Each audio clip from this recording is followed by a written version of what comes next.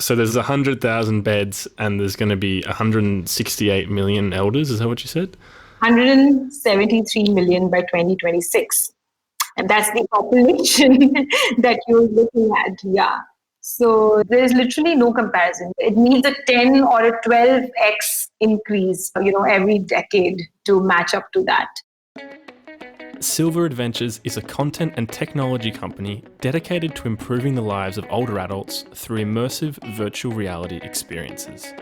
And this podcast is our opportunity to hear from industry experts, thought leaders, and passionate individuals to share with you their knowledge, expertise, and experiences. Welcome to the Aged Care Enrichment Podcast.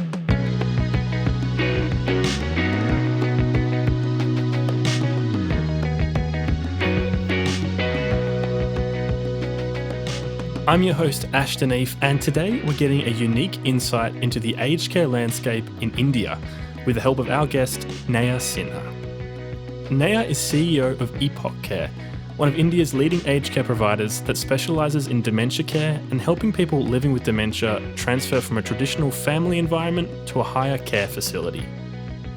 In this episode, we're really focused in on the challenges and successes of aged care in India and how this relatively new industry will grow over the coming years. Before we get to the interview, just a quick note to say that if you're enjoying these podcasts, please share them with your friends and colleagues. And if you want to be super helpful, you can leave us a review wherever you're listening. And that's it. So I hope you enjoyed this conversation with Neha Sinha.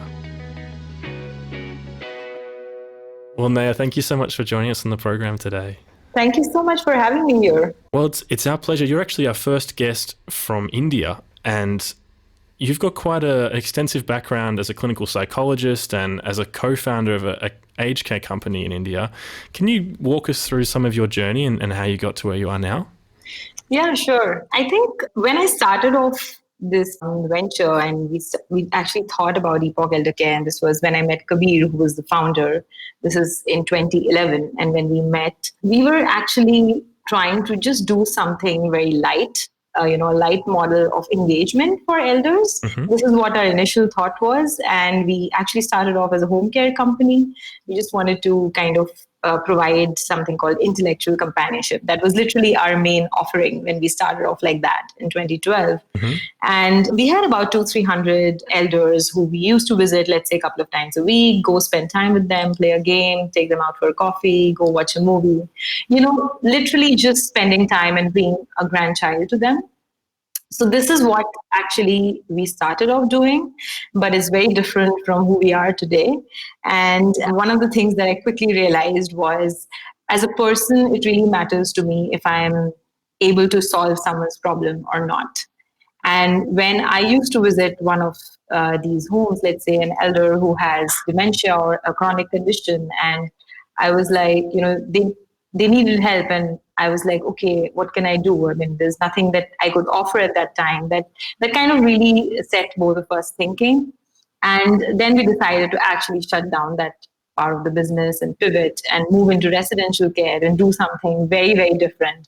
Almost go to the other end of the spectrum to do specialized care. And I think the journey has been amazing in the sense that I didn't really have a clear vision that in 10 years, I want to be like the CEO of a big company. It should have X number of homes. It should do well, so many team members. It all happened in a flow. And I never, ever thought that I would be an entrepreneur. But I guess when you're really, really sort of passionate about something, you just, end up being one.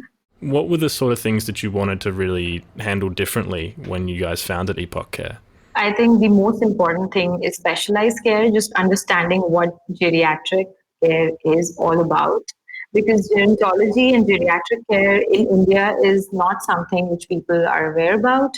And I literally have to give them an analogy to understand that for children, they are pediatrics. They are there for a reason because, the need of children and babies are different. And similarly, as you age, a general physician who looks after you and me cannot, in the sense, is not probably that well equipped to look after an elder. So the fact that everything needs to be specialized, starting from a counselor to a nurse to a physiotherapist to a nutritionist, all of these need to have some form of understanding of what aging looks like. That was one of the biggest gaps that I had in myself as well, and I upskilled and read up and all of those things. So yeah, that would be definitely the top most. You write lots of articles online, whether that's on the Epoch Care website or published as a guest post on another site. And something you've talked about is mental health among seniors. Why do you think it's not receiving much attention? Ash, as a psychologist, I've always felt this, that anything to do with mental health or mental faculties is very misunderstood, and there is sort of a lack of awareness, because a lot of people think that the person has control over it. There's very little understanding about the biological basis of mental health. So it's like you're depressed or you're hallucinating. I mean, come on, distract yourself, do something, concentrate on your work, or look up some hobbies, go meet some friends. So it's almost like I have a control over these symptoms. And it is also one of the misconceptions, also like it's a sign of weakness. So a lot of people, in fact, most people don't understand or don't see it as a physical illness. So if somebody has diabetes, you're not going to say that you're doing it on purpose. Your blood sugar is running high, or you're doing it on purpose. You should concentrate on getting your blood sugar down. So, but that is the reaction that a lot of people give to mental health concerns. And therefore, people don't realize how debilitating it can become, and that you can actually lead a very, very crippled life if you have a mental health condition and then it goes untreated. It happens across all age groups. Yeah. Not just elders. How do you deal with that challenge at Epoch Care? One of the things that we do a lot is talk about the work we do, in the sense, not explain the services we offer, but why we do what we do. So spreading awareness. So when we have someone who is looking for a space for their parent, and in India, what happens is it's never the elder who is the decision maker, especially, at an age group which is 80, 85 plus. It's actually the child or children or even relatives who comes and speaks to us and takes the decision almost on their behalf. Okay, wow. Yeah. So that happens. In fact, a lot of elders who move into a care home probably are not even aware that they are in a professionally run care home, because culturally it's not something which comes naturally, which is acceptable, which is in their mind would be the right thing to do. So we also kind of work around that. We choose to not orient elders in the sense that we let them be in the world they are in, because it would be very distressing to reinforce the fact that you're actually in a care home, because most of them, after a couple of months, just think that we are family members and they are living in their old house and things like that. Coming back to how do we deal with mental health conditions is largely, again, destigmatizing mental health. And how do we do it is, just explaining that a person with a mental health condition can lead a perfectly normal life. It's all about how you manage their life. How do you equip them? So our care plan for dementia is very person-centered, of course, but it also focuses on keeping the person as independent as possible. Another different aspect culturally in India is that typically elders who come from, well-off families or backgrounds, are always surrounded by a lot of resources. So they come from, large homes where they probably have domestic help, and they've not really done any personal chores for a while. And that adds to their dependency. And when they come here, if we try to build in small things into their schedule, like, at least keep, let's say folding their clothes or doing a small kitchen activity or even dusting their room and things like that. So all of these things can easily be done and adds a feeling of purpose for an elder. And that is how, we kind of plan our days. Great. And going back to something you said before about trying to replicate sort of a family environment, do you shape the space so it feels more like a family environment? Are there small groups of residents living in a smaller area? How does that work? Yeah, so basically the size of our independent homes are between, let's say, 15 to 25 rooms. We don't want to, on purpose, create larger facilities which are,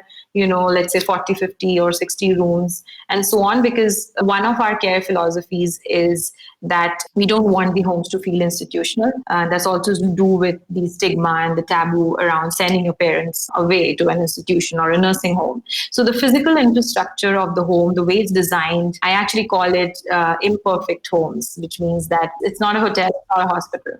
It's a home. So it's okay if the residence room is a little messy, or the lounge or the corner has a newspaper open, or the cushion is a little crumpled, because elders who have stayed in their home they didn't really have complete perfect settings, and that is one of the things they'll automatically not relate to if everything looks too perfect.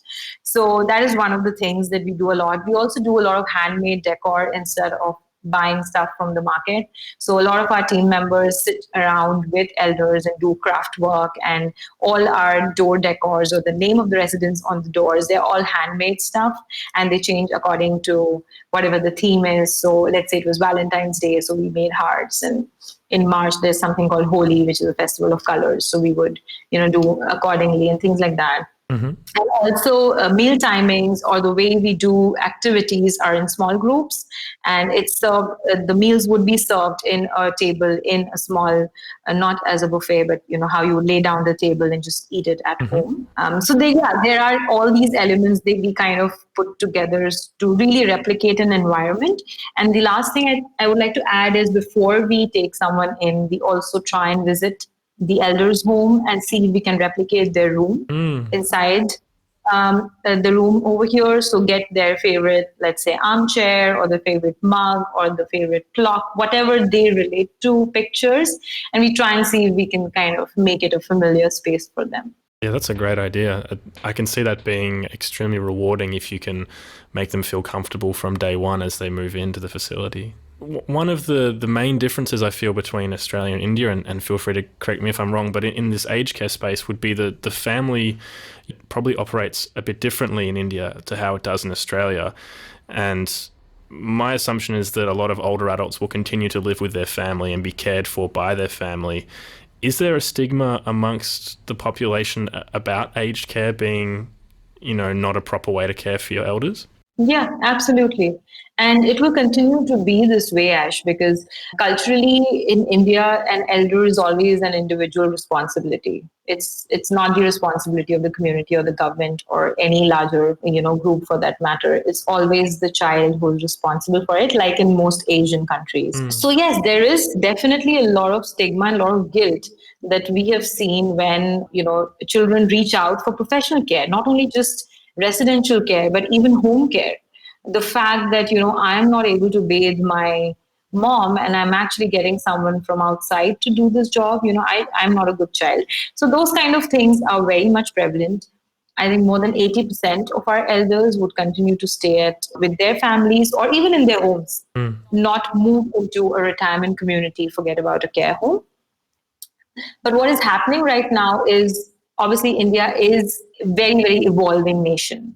And just the simple fact that more and more women are joining the workforce and family structures have broken down. There are nuclear families right now. And even if you do live in a joint family, everyone, including grandchildren, are so busy. They lead busy lives and you can't really blame them. So everyone just has so much to do nowadays. So ironically, what we have seen is children don't take this decision to send their parent to a care home, but most elders who stay with their families end up being even more isolated.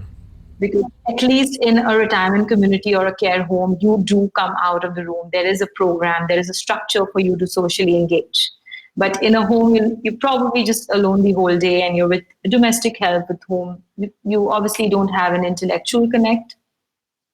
So hence larger cities, so obviously in metropolitan cities where there are more corporate staff, more corporate people whose parents are there and they're more aware, for them it's easier to take this decision to seek professional care. But more traditional setups, they would still try and do it themselves.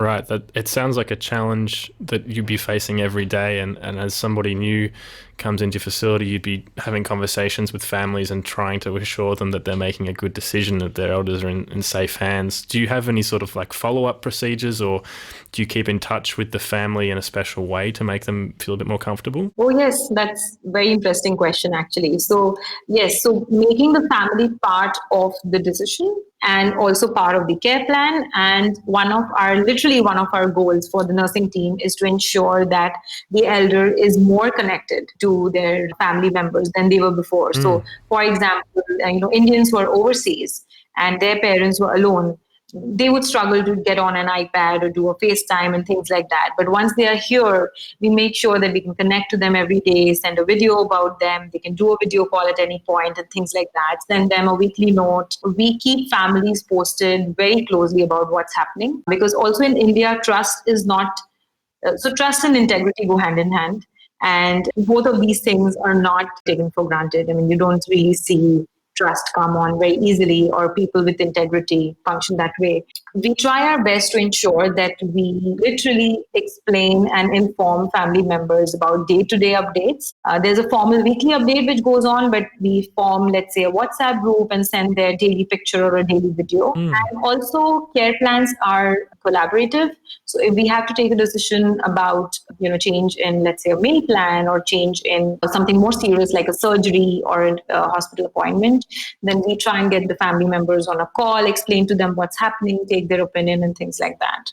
So this is after they move in. Before they move in, it's actually a series of conversations that typically happen, not just with the main family member, but sometimes it's also extended family members. Sometimes it's neighbors, sometimes it's relatives, sometimes it's just like anyone who has a say. It's like, I like to joke about it. It's like a wedding in India. When you have a wedding in India, you typically consult like a lot of people about the alliance. So it's very similar here. So our admissions in charge, Aditi, she would literally spend time speaking and counseling with all these family members and explaining to them. Sometimes they come and spend a day, they have a meal with us, all sorts of things, just to make them feel comfortable.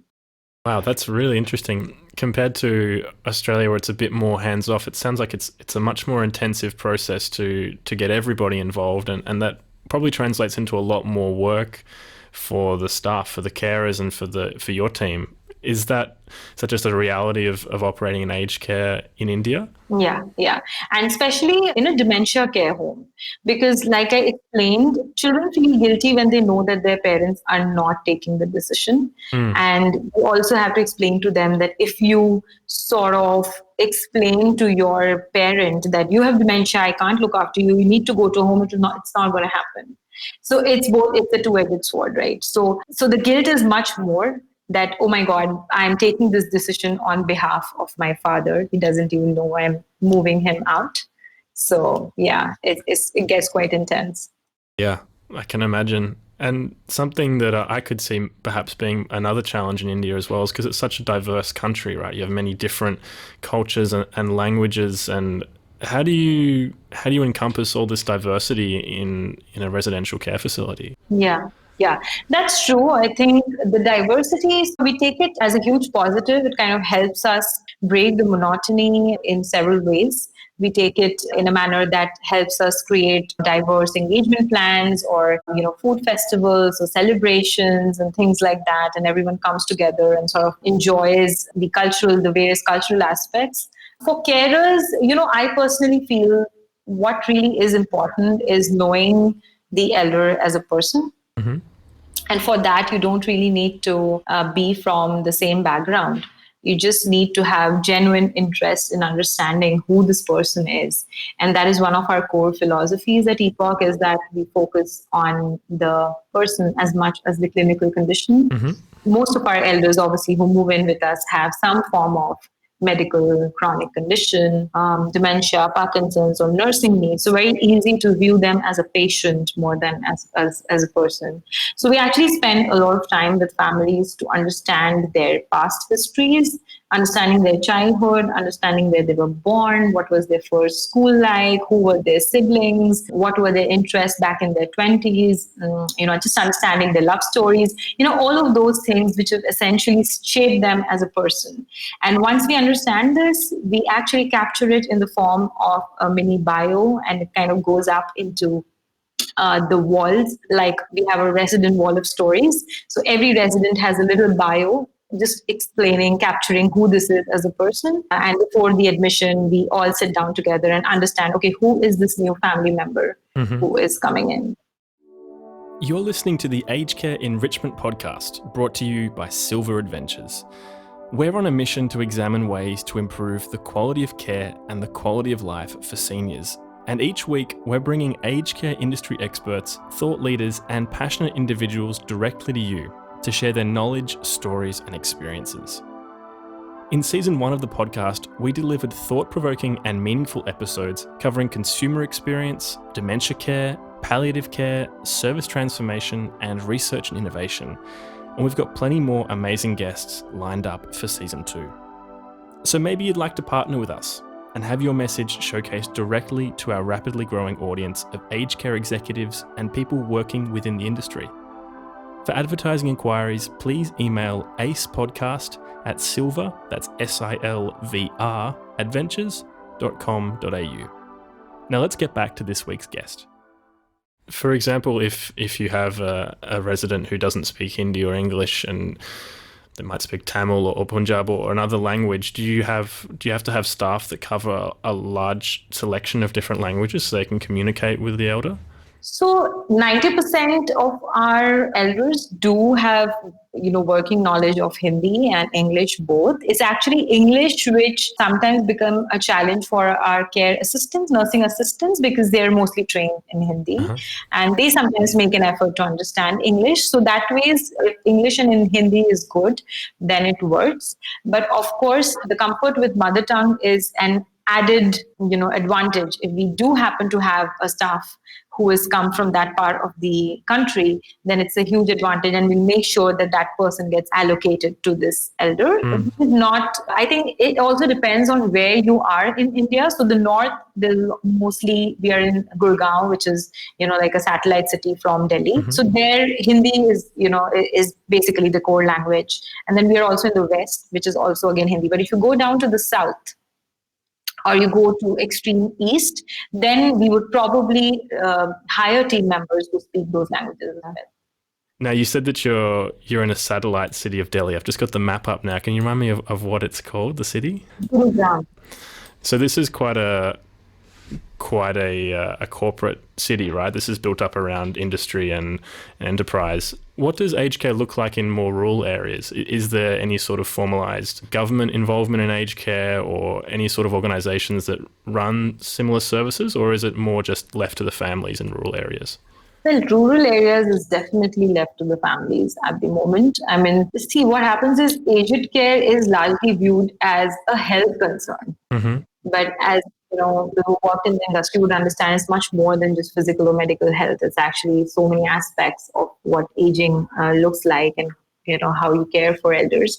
So in rural areas, the focus, so let's say primary health center and smaller districts would basically cater to the physical health of elders, but again, nothing specialized. It's not that there's a geriatric physician out there, and there is pretty much, and it's almost like in smaller cities and in villages, it is a sense of community who's responsible, and they kind of take turns in looking after each other's children and caring for each other's parents. So that's how it doesn't really escalate into an issue. It becomes an issue in urban areas where you don't really, knock on the neighbor's door and say, hey, can you look after my mom? And I'm just going out for an errand. You don't do that in urban settings anymore. But that still is very prevalent in rural areas. The government, unfortunately, is not very proactive in formalizing a structure, whether it is in terms of policy or, formalizing cares or standardizing care facilities, skilling and training. I mean, there are a ton of things that need to be done. There is a national policy, but very few people follow them. The industry has evolved, definitely, but the role of the government is something which we're not very happy with. Mm. Yeah, I think that's probably a common sentiment around the world is how the government is relating to industry. So what do you think are the kind of lasting changes that you would like to make through your work in aged care? So, dementia is definitely one of the things that I talk a lot about, something, of course, I specialize in. The reason why I always bring up dementia in every forum that I speak is because it's really, really very misunderstood. In India, there's a term called Satya Gaye Hain, which basically means that someone who's above 60 is supposed to behave a little, it's okay for the 60-year-old to be a little weird. Let's just say it like that.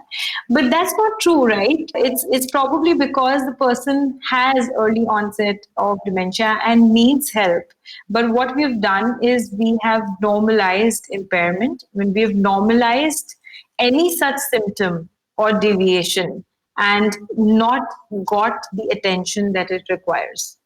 And just to explain to people that this is not a psychiatric condition, this is not becoming mad. And no, 100-year-old elder will not not all 100-year-old elders talk incoherently. So it's like once you're 60 or 70, I mean, 60 is too young now, but once you're 70, 75, you're just written off. So that is one of the things that I, kind of really want to leave an impression in the thought process of, especially youngsters. So like we have an elder who is 100-year-old. We are getting her vaccinated today. One thought process is that she is already 100. I mean, why are you kind of doing this to her? The other is that it is all about the quality of life. If she does get the infection and there is discomfort, even if it is for a month or two, I want to prevent it.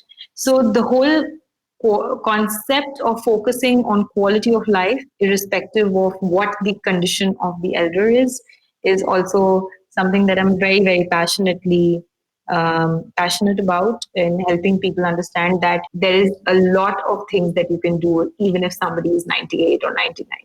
Yeah, we're running out of time and we've covered so much stuff, but I wanted to ask you now, what are you optimistic about in the coming years? What do you think are going to be the most exciting changes? See, aged care is definitely a sunrise industry. It's just the start. And people, when we started 9 years back, if we went to a forum or a conference for elder care, there would hardly be like 8, 10 people, 8, 10 organizations participating. And today, if you walk in, there are a couple of 100 people. So that's a huge difference. And like super proud to see how the industry in India has started evolving. It's very fragmented, of course, but it's very collaborative because there is no a sort of competitiveness which is kind of kicked in at the moment, because we know that the gap between demand and supply is so huge that everyone has to do their bit, and still kind of it will fall short. And to give you a sense, like today elders comprise almost 10%, 8 to 10% of our population, and by 2050 is going to be 19%. And that's like a huge increase. And in terms of, let's say, care homes or beds which are available there, so it's forecasted that India would have 173 million elders in the next couple of decades. Yeah. So just imagine. And the number of beds that you have today is less than a lakh. Sorry, this word always confuses me. The lakh is something, I know this is a word that's really common in India, but we don't have this in Australia. It's like 10,000, is it? A lakh? 1 lakh is 0.1 million. 10 lakh, 10 lakhs is 1 million. Okay, 100,000. Awesome. I always get confused by that. So there's 100,000 beds and there's going to be 168 million elders. Is that what you said? 173 million by 2026. And that's the population that you're looking at. Yeah. So there's literally no comparison. It needs a 10 or a 12x increase, every decade to match up to that. So it's very exciting because I see the changes in attitude. I see that people are sitting up and realizing the pandemic, in that sense, has really done one thing and made people realize that, yeah, elders can't be just left alone. Because all this while in India, you always thought that, the neighbor could come, or I could fly down, or I could drive down. But once India went into a lockdown for 3 months and nobody could go anywhere, and all elders who stayed by themselves in the family, their domestic health didn't show up, right? And they're all, like I explained earlier, they're all used to these resources being around them, all sorts of people coming home and helping them out, and that suddenly stopped. So now people are realizing that, okay, we can't take it for granted. We need to take a decision about seeking professional care. So that way, yes, I think globally it's very interesting. I think technology is one of the things that would play a very, very important role, in shaping aged care services. I think good amount of research and dementia, early diagnosis, all of these things have now, you're beginning to see literally the light at the end of the tunnel. I am sure that in a couple of decades from now, we would be able to focus more on preventive care and not curative. That needs to be a phenomena. That's it. In fact, that's the only thing that can improve the quality of life and ensure that they are also seen as a productive and important part of the society, and not just, a dependent and, helpless section of the society. So yeah. Yeah, lots to look forward to there. It is great that, as you said, you're right at the start of this new wave, and it's going to change, and it's all happening now. Is there anything else you want to chat about today before we leave it there? No, I think it's been wonderful chatting with you. It's very happy to share whatever little knowledge or experience that I've had.